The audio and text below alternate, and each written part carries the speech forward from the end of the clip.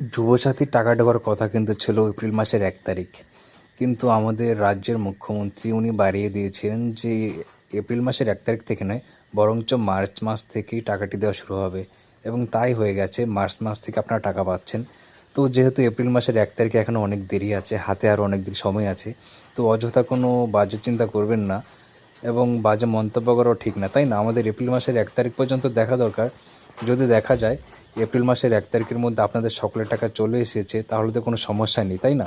তো আশা করি এপ্রিল মাসের 1 তারিখ পর্যন্ত অপেক্ষা করা দরকার, যাদের এখনও টাকা ঢোকেনি এবং যারা ভাবছেন যে আমরা অনলাইনে অ্যাপ্লাই করেছি তাই হয়তো টাকা ঢুকছে না, এবং যারা ভাবছেন যে আমরা অফলাইনে অ্যাপ্লাই করেছি তাই হয়তো টাকা ঢুকছে না। এটা একটা কনফিউশন হওয়ারই বিষয়। মানে অনেক অনলাইনে অ্যাপ্লাই করা অনেক ক্যান্ডিডেট আছে, যাদের আশেপাশে অনেকের অফলাইনে টাকা ঢুকে গেছে, তাই তাদের দুশ্চিন্তা হচ্ছে। এবং অনেক অফলাইনে অ্যাপ্লাই করা অনেক ক্যান্ডিডেট আছে, যাদের আশেপাশে অনলাইনে অ্যাপ্লাই করা ক্যান্ডিডেটদের টাকা ঢুকে গেছে, তাই তাদের দুশ্চিন্তা হচ্ছে।